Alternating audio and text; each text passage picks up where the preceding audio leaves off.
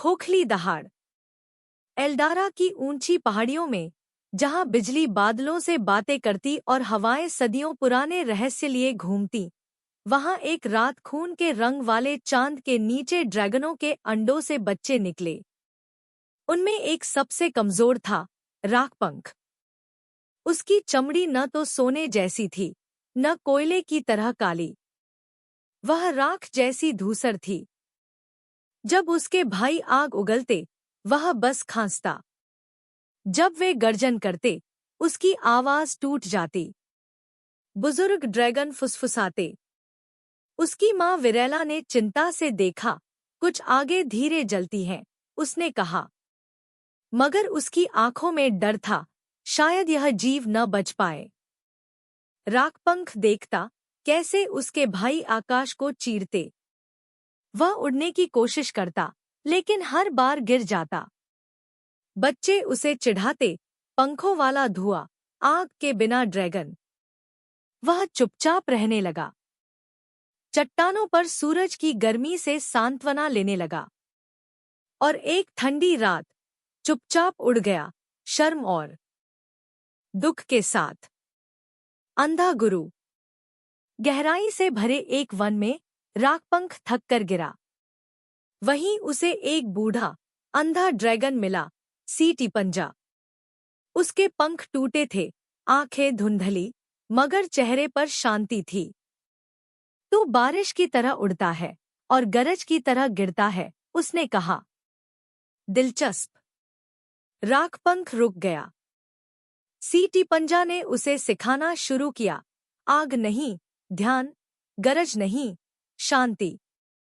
शक्ति वो नहीं जो बाहर दहाड़े, उसने कहा, बल्कि वो जो भीतर सुने। वे नदियों के किनारे ध्यान करते, पेड़ों की सरसराहट से सीखते।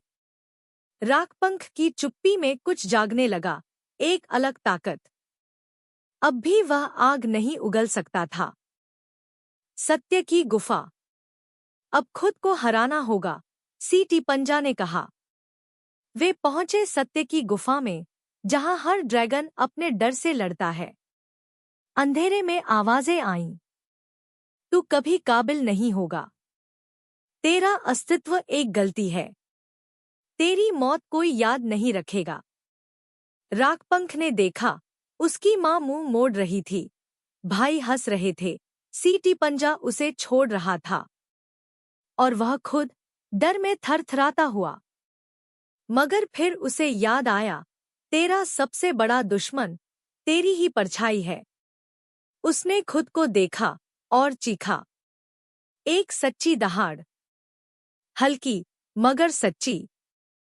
अंधकार फट गया। प्रकाश फैला। उसकी छाती पर अग्नि जैसी चमकती एक निशानी उभर आई। एल्डारा का पतन। जब वह लौटा, एल्डारा जल रहा था। मॉनक्लॉ, ज्वालामुखी का पिशाच ड्रैगन, उठ चुका था। आग बरसती, पत्थर पिघलते। उसके भाई बहन लड़ रहे थे, हार रहे थे। राखपंख ने उड़ान भरी, चुपचाप। तू वापस जा, राखपंख, एक एल्डर बोला। मगर वह बदला हुआ था। वह युद्ध नहीं लड़ने गया, रणनीति बनाने गया। उसने घाटियों में गूंज जाल लगाए, पत्थरों में तेल भरा, आईने लगाए, और फिर अपने भीतर की चिंगारी को बुलाया।